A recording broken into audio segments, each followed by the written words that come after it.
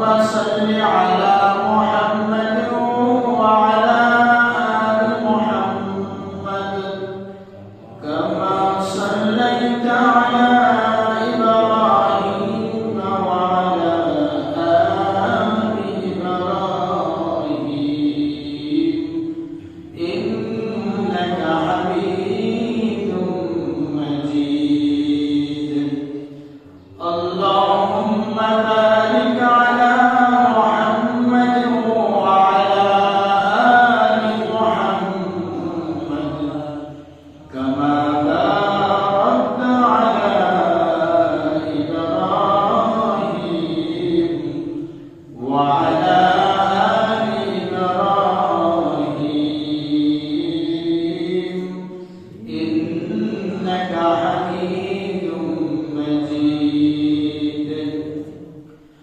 بلغ العلا بكماله كشف الدجى بجماله حسنت جميع خصاله صلوا عليه وآله لا إله إلا الله لا إله إلا الله لا إله إلا الله لا إله إلا الله لا إله إلا الله لا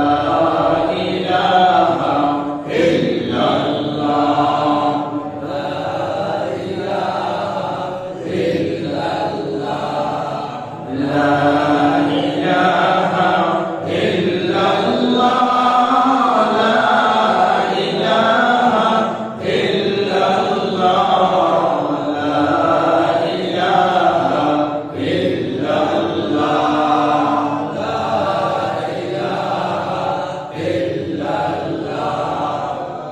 إله إلا الله محمد رسول الله صلى الله عليه وسلم الحمد لمن قدر خيرا وخبالا الحمد لمن قدر خيرا وخبالا والشكر لمن صور حسنا وجمالا والشكر لمن صور حسنا وجمالا فرد صمد عن صفة الخلق بريون فرد صمد عن صفة الخلق بريون رب أزلي خلق الخلق كمالا رب أزلي خلق الخلق كمالا الحمد لله معزز محترم সম্মানিত মুসলিম আকরাম মুরব্বিয়ান আযম কলিজার টুকরা যুবক ভাই স্নেহের ছোট ভাই পর্দার আড়ালের মা ও বোনেরা সমস্ত প্রশংসায় আল্লাহ রাব্বুল ইজ্জতের দরবারে যে আল্লাহ রাব্বুল ইজ্জত আমাকে আপনাকে দীর্ঘ একটি সপ্তাহ পর পুনরায় আবার দামি একটা দিন জুমার দিনে আমাদেরকে আল্লাহর ঘর মসজিদে আসার এবং বসার তৌফিক দান করেছেন সেজন্য সকলে অন্তরের অন্তঃস্থল থেকে সুমধুর কণ্ঠে এক আওয়াজে মহান মুনিবের দরবারে কালিমাতুশ শুকর আদায় করি আলহামদুলিল্লাহ। বর্তমান যেদিকেই তাকাই সেদিকেই শুধু ফিতনা আর ফিতনা, শুধু গুনার সয়লাব, গুনার প্রতিযোগিতা চলতেছে। দুনিয়ার লাইনে, দুনিয়ার দিকে কে কত বেশি অগ্রগামী হতে পারে প্রতিযোগিতা চলতেছে একে অপরের সাথে। ঠিক সেই মুহূর্তে আল্লাহ রাব্বুল আলামিন আমাকে আপনাকে দুনিয়ার সমস্ত অনর্থক ফায়সা কাজ থেকে, সাংসারিক কাজ, ব্যক্তিগত কাজ, সমস্ত কর্ম থেকে বিরত রেখে ইসলামের ছায়াতলে রেখে আল্লাহর ঘর মসজিদে আগে আগে আসার তৌফিক দান করেছেন। এজন্য আমরা সকলে খুশি না বেজার? খুশি। আমার আপনার মতো এরকম অনেক আল্লাহ তাআলার বান্দা যারা মুসলমান, সুস্থ সবল যুবক এরকম অনেক আছে যে জুমার জন্য আজান হয়েছে, সে এখনো ব্যাংকে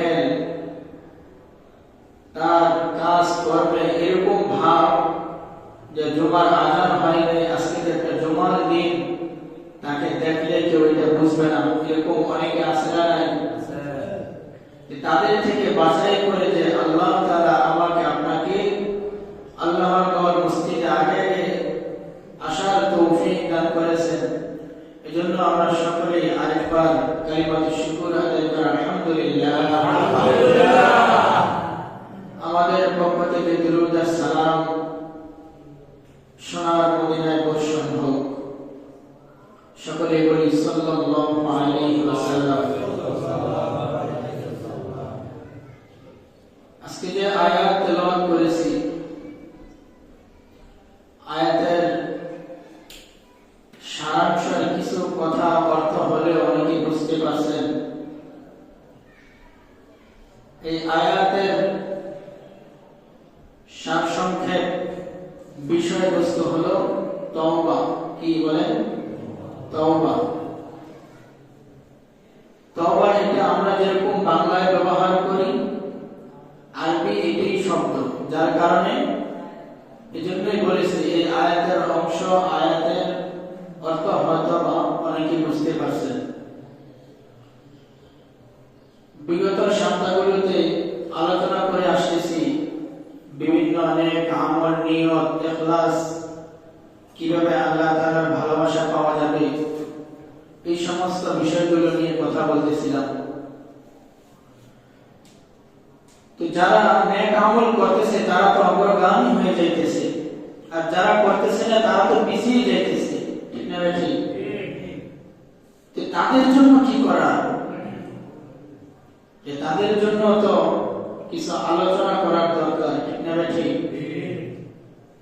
যে যারা নামাজ পড়তেছে, শুধু নামাজের কথাই সমস্ত ইমাম সাহেবরা মসজিদে বলতেছে। যারা নামাজ পড়তেছে তাদেরই কিভাবে তারা ইবাদত করে আরো সামনে অগ্রসর হতে পারবে, তাদের বিষয়ে শুধু কথা হচ্ছে।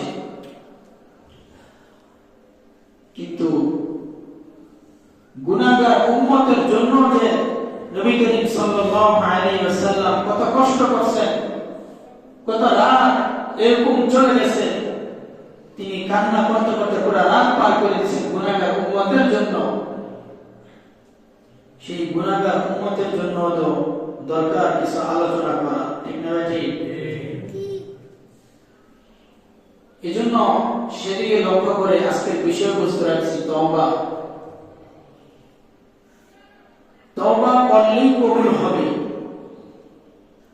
তওবা করলেই কবুল হয়ে যাবে, তওবা করলেই গুনাহ মাফ, জীবন সুন্দর, জীবন মাসুম বাচ্চার মতো হয়ে যাবে। সুবহানাল্লাহ বলেন। এই তওবা করলেই যে গুনাহ মাফ হয়ে যাবে, জীবন সুন্দর হয়ে যাবে, এই ওয়াদা শর্ত আল্লাহ রাব্বুল আলামিন করেছেন। সুবহানাল্লাহ বলেন।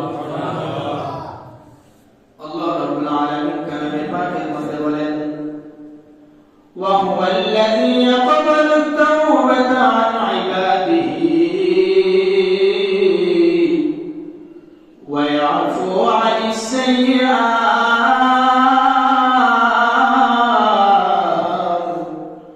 ওয়া ইয়ালাম মা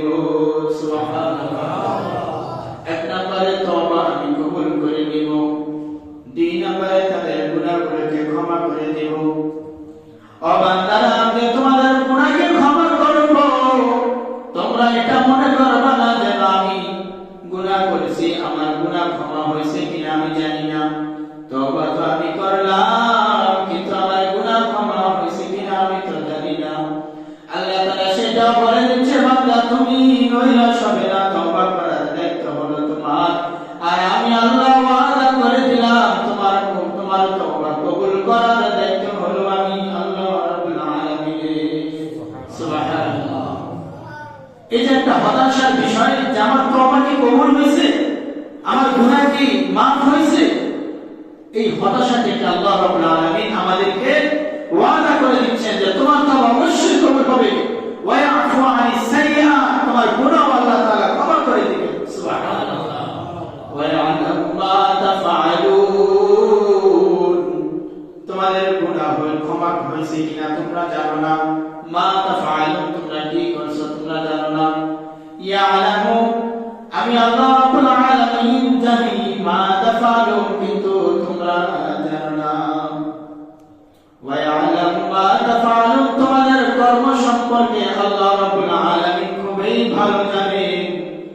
সুতরাং তোমরা কোন গুনাহ করবা, রাতের আঁধারে অন্ধকারে লেপের তলে গিয়ে তারপর তোমরা খেতার নিচে গিয়ে তোমরা যদি গুনাহ করো, তোমরা সারা রাত যদি মোবাইলের মধ্যে তোমরা গুনাহ করো, দুনিয়ার কেউ দেখতেছে না, তোমার পাশে যে শুয়ে আছে সেও দেখতেছে না, ঠিক না ঠিক? যদি কাঁথার তলে গিয়ে আপনি মোবাইলে গুনাহ করা হয়, সেটাকে আপনার পাশে যে আছে সেও দেখবে, সেও দেখতেছে না। বর্তমানে কত প্রযুক্তি বের হয়েছে, মোবাইলের মধ্যে হেডফোন লাগাই নেয়, ঠিক না ঠিক? ব্লুটুথ লাগাই নেয়, যেন এই আওয়াজটা এত জোরে হবে সে স্পষ্ট শুনবে, কিন্তু তার পাশে কে আছে সে শুনতে পারবে না, ঠিক না ঠিক?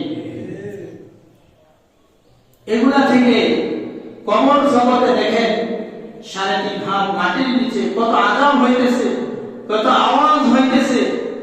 দুনিয়ার সমস্ত পশু পাখি শোনে, কিন্তু মানুষ শোনে না, ঠিক না ঠিক? এই যে দেখেন বর্তমানে ব্লুটুথ বের হয়েছে, এত বিকট আওয়াজ, যে ইচ্ছা করবে শুধু সেই শুনতে পারবে, পাশে আর কেউ শুনবে না। এগুলো হলো আল্লাহ তাআলা বান্দাকে সেই জ্ঞান দিয়ে দিয়েছেন। বর্তমানে আল্লাহ তাআলা অনেক নিয়ামত, এগুলো বোঝার সহজ হয়ে গেছে। যারা জান্নাতে যাবে, জান্নাতের ভিতর থেকে বাহিরের সমস্ত কিছু দেখা যাবে। সুবহানাল্লাহ। কিন্তু জান্নাতের বাহির থেকে জান্নাতের ভিতরে কিছুই দেখা যাবে না। বর্তমানে এরকম অনেক গ্লাস বের হয়েছে, রুমের ভিতর থেকে সমস্ত কিছু দেখা যায়, কিন্তু বাহির থেকে কোনো কিছু দেখা যায় না, ঠিক না ঠিক? এই সমস্ত প্রযুক্তি আমাদেরকে আল্লাহ তাআলার নিয়ামত, আল্লাহ তাআলাকে চিনতে সহজ করবে। এজন্য গত সপ্তাহে বলেছিলাম যে আল্লাহ তাআলার নিয়ামতের কথা স্মরণ করবেন, তাহলে দেখবেন আল্লাহ তাআলার প্রতি ভালোবাসা বাড়বে, ঈমানের মর্যাদা, ঈমানের স্বাদ, ঈমানের দাম বাড়বে। আল্লাহ তাআলার ইবাদতের প্রতি, আল্লাহ তাআলার প্রতি আরো মনোযোগী হতে পারবো আমরা। এজন্য বলতেছিলাম আল্লাহ রাব্বুল আলামিন বলেন, বান্দা তুমি গোপনে কি গুনাহ করো, প্রকাশ্যে কি গুনাহ করো, আমি আল্লাহ রাব্বুল আলামিন তোমার গুনাহ সম্পর্কে জানি। আমি এরকম নয় যে তুমি গুনাহ করবে আর আমি জানবো না। সুবহানাল্লাহ। তোমার প্রত্যেকটা গুনাহের কথা আমার নিকটে স্মরণ করতে হবে না বান্দা। আমি আল্লাহ তাআলাকে ছাদের উপরে গিয়ে অথবা খোলা আসমানের নিচে মাঠের মাঝখানে বসে অথবা জনসম্মুখে জুড়ে জুড়ে ডেকে আমি আল্লাহকে ডাকতে হবে না, তওবা তোমার করতে হবে না। গুনাহ যেরকম ভাবে তুমি গোপনে করো, আমি আল্লাহ রাব্বুল আলামিনকেও তুমি সেরকম গোপনে তুমি যদি ডাকো, আমি আল্লাহ রাব্বুল আলামিন আলিমুম বিযাতিস সুদূর। সুবহানাল্লাহ। গুনাহ যেরকম ভাবে গোপনে করো, কোন মানুষ যাতে না দেখে সেজন্য করো, ঠিক তেমনি ভাবে তওবাটা গোপনে করবা। আমি আল্লাহ রাব্বুল আলামিন সর্বদাই তোমার জন্য প্রস্তুত, তুমি কখন তওবা করবা। ওয়া নাহনু আকরাবু মিন হাবলিল ওয়ারিদ, আমি আল্লাহ রাব্বুল আলামিন তোমার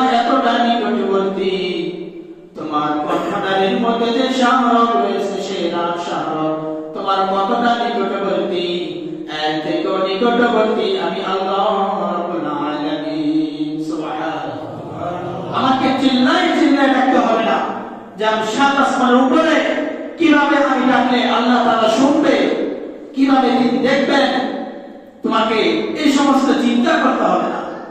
তুমি গোপনে গুনাহ করছো, গোপনে তুমি অনুতপ্ত হয়ে যাও, মনে মনে তুমি অনুতপ্ত হয়ে যাও, আমি আল্লাহ তাআলার নিকটে তুমি বলো, আমি আল্লাহ রাব্বুল আলামিন সাথে সাথে তোমাকে ক্ষমা করে দিব। সুবহানাল্লাহ। হযরত মূসা আলাইহিস সালামের জামানায় এক গুনাহগার, হযরত মূসা আলাইহিস সালামের জামানায় একবার সমস্ত মানুষগুলো বড় দুঃখ দুর্ভিক্ষের মধ্যে পড়ে গেছে। আসমান থেকে বৃষ্টি বর্ষণ হয় না, জমিন কোনো ফসল আদি দেয় না, মানুষ খাইতে পারে না, পশু পাখিগুলো কোনো দুধ দিতে পারে না, তারা খাবার পায় না, ঘাস পায় না। এরকম একটা পরিস্থিতি হয়ে গেছে, মহামারী আকৃতি ধারণ করেছে। মানুষগুলো হযরত মূসা আলাইহিস সালাতু ওয়াস সালামের নিকটে গিয়ে বলেন, ও আল্লাহর পয়গম্বর, আপনি আল্লাহ তাআলার নিকটে একটু দোয়া করেন, আমাদের পশু পাখিগুলো না খেয়ে মরে যাচ্ছে, তারা দুধ দিচ্ছে না, আমাদের রিজিক বের হচ্ছে না, জমিন ফসল দিচ্ছে না, আসমান থেকে বাড়ি বর্ষণ হচ্ছে না, আমাদের জীবন চলা বড় কঠিন হয়ে যাচ্ছে।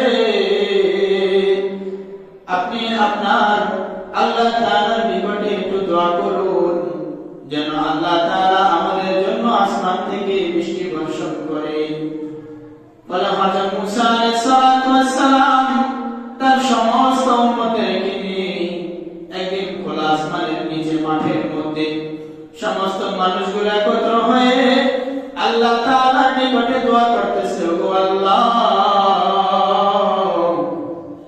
তোমার বান্দাগুলো বড় হতাশ হয়ে গেছে, আসমান থেকে বৃষ্টি বর্ষণ হচ্ছে না, জমিন ফসল দিচ্ছে না, পশু পাখিগুলো না খেয়ে শুকিয়ে যাচ্ছে, তারাও দুধ দিচ্ছে না, তোমার বান্দারা কিভাবে চলবে, তারা কিভাবে তোমার ইবাদত করবে, কিভাবে তারা বাঁচবে, কিভাবে তারা তাদের শরীরে শক্তি যোগাবে।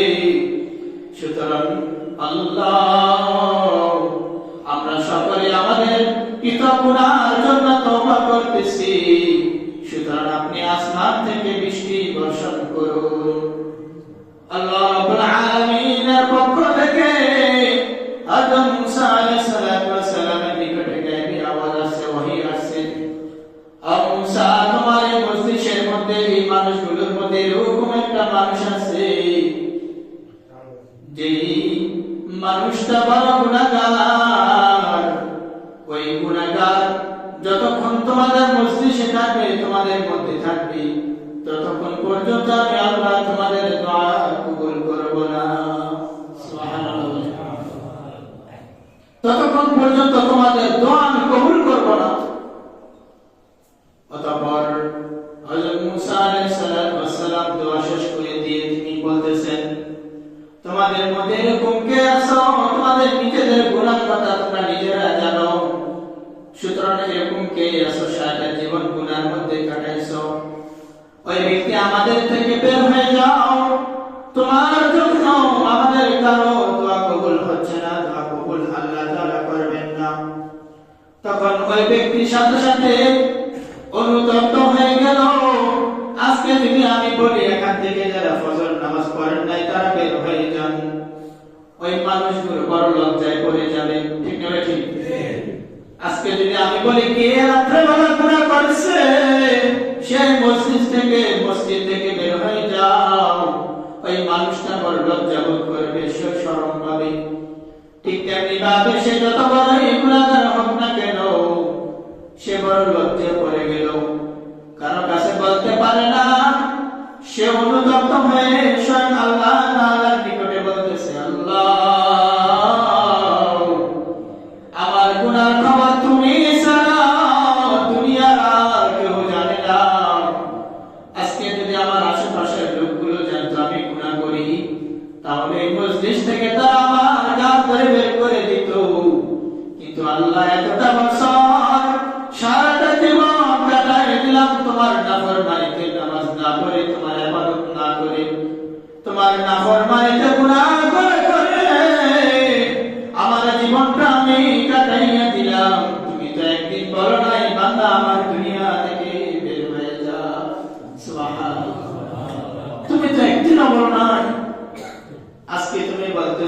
জন্য দোয়াটা কবুল করবা না।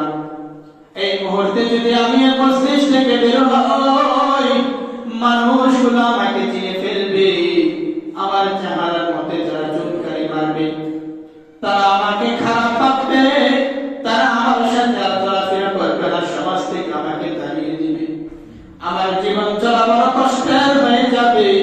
আল্লাহ, জীবনে যত গুনাহ করলাম, আজকে থেকে তওবা করলাম, আর কোন গুনাহ করব না।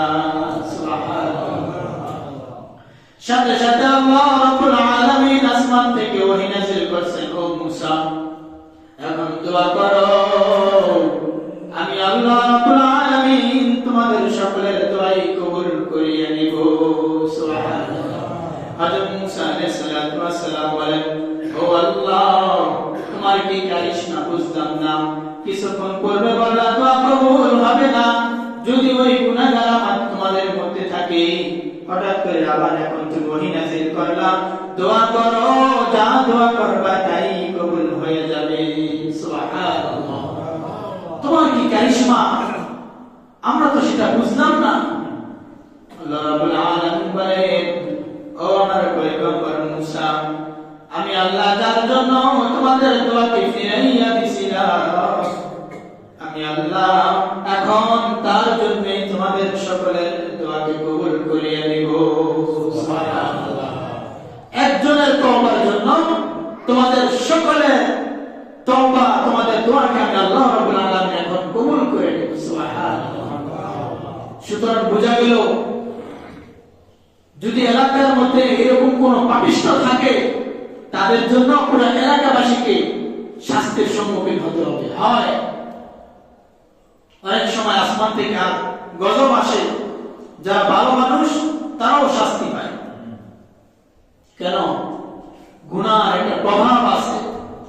আবার অনেক সময় যদি ভালো মানুষ থাকে, এলাকার মধ্যে যদি কোনো আল্লাহ রাব্বুল আলামিনের পয়গম্বর হযরত মুহাম্মদ আরবি সাল্লাল্লাহু আলাইহি ওয়াসাল্লাম বলেন, তোমাদেরকে রিজিক দান করা হয় তোমাদের মধ্যে যারা অসুস্থ তাদের জন্য, তোমাদেরকে রিজিক দান করা হয় তোমাদের মধ্যে যত শিশু আছে তাদের জন্য, তোমাদেরকে রিজিক দান করা হয় তোমাদের নারীদের জন্য।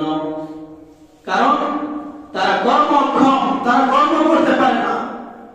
এই সমস্ত অসুস্থ লোক, শিশু, নারী, তাদের জন্য আমি আল্লাহ রাব্বুল আলামিন তোমাদেরকে রিজিক পাঠাই। সুবহানাল্লাহ। নবীজির এই হাদিস থেকে বোঝা যায়, কন্যা সন্তান আল্লাহ তাআলার রহমত, কন্যা সন্তান আল্লাহ তাআলার রহমত।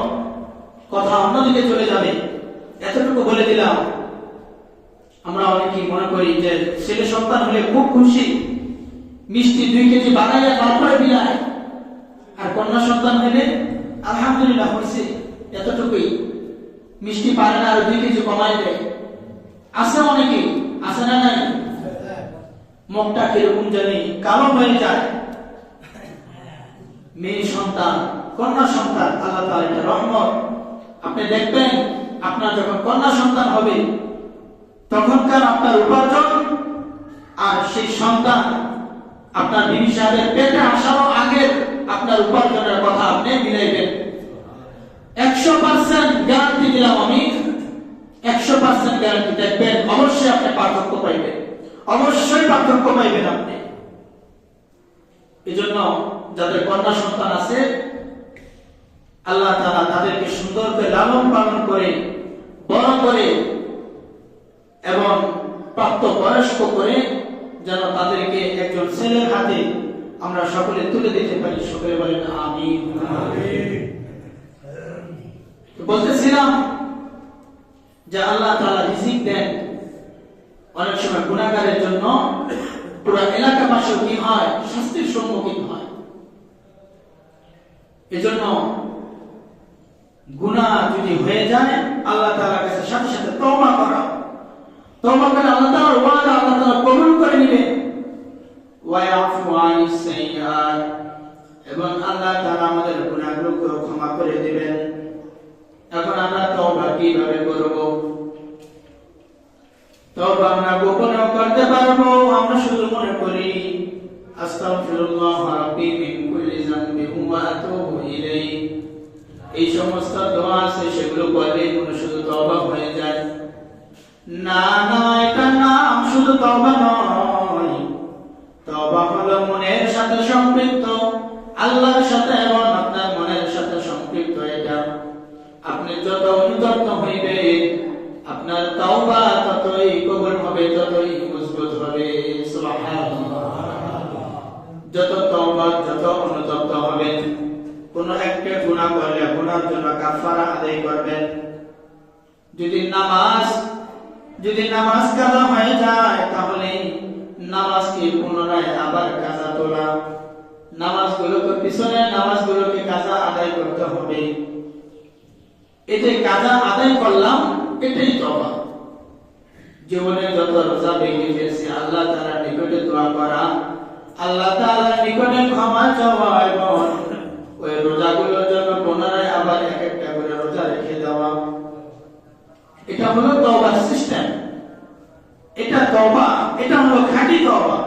এবং মনে মনে এই ইরাদা করা যে আল্লাহ, এখন আমি যে গুনাহ করলাম, আজকে এখন তোমার নিকটে তওবা করতেছি, এই গুনাহ আমি সামনে জীবনে আর কখনো করব না, এরকম বলে দেওয়া। আর আমাদের মনে এটাই থাকে। আসলে আমরা খাঁটি তওবা কেউ করি না। না হলে একবার তওবা করার পর আপনারা যখন আবার তওবা করবেন, পূর্বের তওবার কথা আমার অন্তরে, আপনার আমার জানাকে স্মরণ হয়ে যাবে। ঠিক না ঠিক? যে আমি আল্লাহ তাআলার নিকটে গতকালকে তওবা করলাম, আজকে আবার কিভাবে আমি এই গুনাহটা করতেছি। দ্বিতীয়বার গুনাহ করলেন, তওবা করলেন। তৃতীয়বার যখন আবার গুনাহ করবেন, তখন আবার পূর্বের তওবার কথা মনে পড়ে যাবে। কে আমি তো দুইবার তওবা করলাম, আবার কেন গুনাহ করলাম, মনে পড়বে কিনা? এজন্য খাঁটি তওবা করতে হবে। খাঁটি তওবা করলে অবশ্যই গুনাহ থেকে বিরত থাকা যাবে। খাঁটি তওবা করতে হবে। আমরা তো তওবা করি না, ডরে যে আবার গুনাহটা করব। আরে নামাজ তো আমি আবার ছাড়বো, রোজা তো আমি আগামী রমজান আবার রাখবো না, এই গুনাহটা তো আমি আবার করব। এই কারণে আমরা কি করি? তওবাই করি না। তওবার তো একটা পাওয়ার আছে। নবী করিম সাল্লাল্লাহু আলাইহি ওয়াসাল্লাম বলেন, যখন কোন বান্দা যখন আমার কোন উম্মত গুনাহ করে, তখন তার অন্তরের মধ্যে একটা কালো দাগ পড়ে যায়। যখন সে আরেকটা গুনাহ করে, তার অন্তরে আরেকটা কালো দাগ পড়ে। এরকম ভাবে যখন সে গুনাহ করতে থাকে, তার অন্তরটা সেই কালো লাগে, কালো হয়ে যায়। আর আল্লাহ রাব্বুল আলামিনের কোরআনের ভাষায় যে গুনাহগার সে বড় রোগী। এক একটা গুনাহকে আল্লাহ তাআলা গুনাহ বলে আখ্যায়িত করেছেন। ফি কুলুবিহিম মারাদুন ফাযাদাহুমুল্লাহু মারাদা।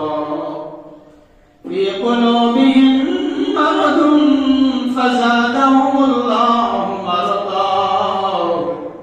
যাদের অন্তরের মধ্যে রোগ রয়েছে, যারা নাফরমানি করেছে, যারা নামাজ পড়ে না, আমার ইবাদত করে না, তাদের অন্তরে কি রয়েছে? রোগ রয়েছে। কি রয়েছে?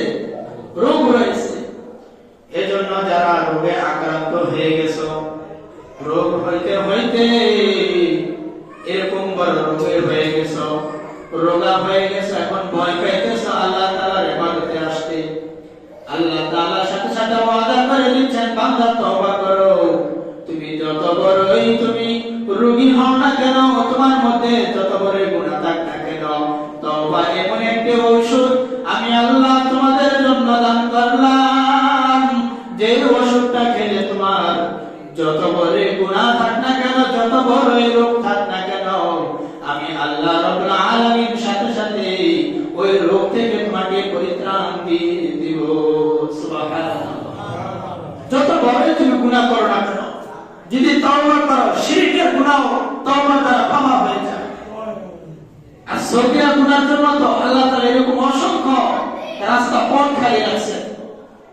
যদি ফজরের নামাজ পড়ে এবং জোহরের নামাজ পড়লো, ফজরের নামাজ থেকে যোহর পর্যন্ত আপনার দ্বারা যত সগীরা গুনাহ হলো আল্লাহ রাব্বুল আলামিন ওই জোহরের নামাজের মাধ্যমে সমস্ত সগীরা গুনাহকে maaf করে দিবেন। সুবহানাল্লাহ। এরকম ভাবে হাদিসে ধারাবাহিকতা আছে, এক জুমা থেকে আরেক জুমা, এক মাস থেকে আরেক মাস, এক রমজান থেকে আরেক রমজান। পূর্বের রমজানে আপনি রোজা রাখছেন, আল্লাহ তাআলার নিকটে তওবা করছেন, সুন্দর করে নামাজ আদায় করছেন। ওই রমজান থেকে আগামী রমজানে যদি আবার আপনি নামাজ পড়েন, রোজা রাখেন, আল্লাহ তাআলার ইবাদত করেন, নবীজির হাদিসের ভাষ্য অনুযায়ী পুরা দীর্ঘ 1 বছরে আপনার যত সগীরা গুনাহ হয়েছে সমস্ত সগীরা গুনাহগুলো ওই আমলের দ্বারা ক্ষমা হয়ে যাবে। সুবহানাল্লাহ। তো সগীরা গুনাহের জন্য তো আল্লাহ তাআলা অনেক পথ খালি রাখছেন, শিরকের জন্য তওবা রাখছেন, বড় বড় গুনাহের জন্য, বড় বড় রোগের জন্য, বড় বড় ওষুধ, এটা ভাই ঠিক আছে। তাহলে তওবা হলো এটা বড় ওষুধ, অ্যান্টিবায়োটিক। এটা যে করবে তার জীবনে কোনো গুনাহ থাকতে পারে না। সুবহানাল্লাহ। সাহাবীদের অসংখ্য ঘটনা আছে, হাদিস আছে। আজকাল আমাদের গুনাহ হয়, আমরা অনুতপ্ত হই না। হযরত সাহাবা রাদিয়াল্লাহু তাআলা আল্লাহর পয়গম্বর হযরত মুহাম্মদ আরবি সাল্লাল্লাহু আলাইহি ওয়াসাল্লামের বড় মাপের একজন সাহাবী। সমস্ত সাহাবীগুলো নবীজির সাথে মদিনা থেকে যুদ্ধে রওনা হয়ে গেছে। হযরত সাহাবা রাদিয়াল্লাহু তাআলা কে নবী করিম সাল্লাল্লাহু আলাইহি ওয়াসাল্লাম মদিনায় রেখে গেছেন। তিনাকে যখন রেখে গেছে হযরত সাদ রাদিয়াল্লাহু তাআলা আনহু তিনার স্ত্রীকে তার হাতে তুলে দিয়ে গেছেন, তোমার এটা আমানত, আমার স্ত্রীকে তুমি একটু দেখশন করবা।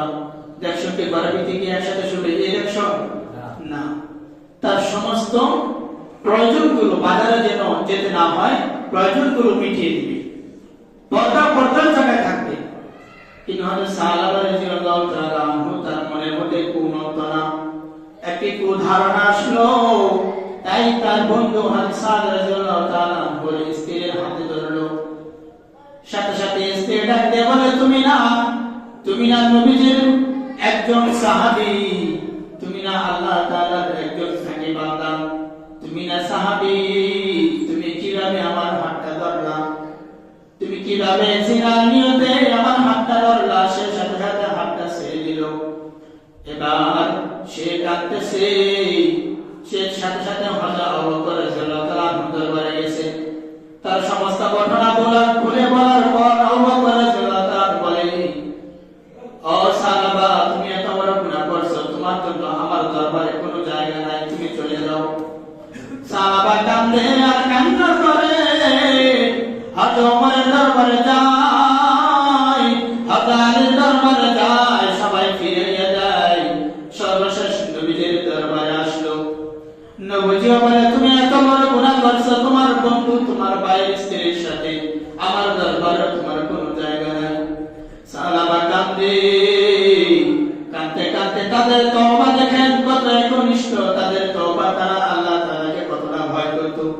এই সাধারণ এই একটা গুনাহকে সে কত ভয় করতেছে। প্রত্যেকের দরবারে যায়, ফিরেইয়া যায়। সর্বশেষে পাহাড়ের চূড়ায় চলে যায়, পাহাড়ের গুহায় সে কান্না করে আল্লাহ, মদিনার মানুষের সামনে আমি কি মুখ দেখাবো, তাদের সাথে আমি কিভাবে চলাফেরা করবো? তারা যদি আমার গুনার খবর জানে, তারা আমার সাথে কেউ কথা বলবে না। হযরত ওমর দাঁড়াইয়া দিল, আবু বকর দাঁড়াইয়া দিল, বিশ্বনবী রাহমাতুল লিল আলামিন তিনিও আমাকে দাঁড়াইয়া দিলেন। আমার এখন কি উপায় হবে রে মাওলা? তখন নবী করিম সাল্লাল্লাহু আলাইহি ওয়াসাল্লামের উপর 3 দিন পর হযরত জিবরাইল আলাইহিস সালাতু ওয়াস সালাম আসেন। তাদের তওবার কারণে হযরত জিবরাইল আলাইহিস সালাতু ওয়াস সালাম আসমান থেকে নাযিল হয়ে যায়। আর আমাদের তওবা কি, আমাদের গুনাহ কত বড় বড় গুনাহ হয়, কিন্তু আমরা তওবা করি না। কি হইলাম আমরা?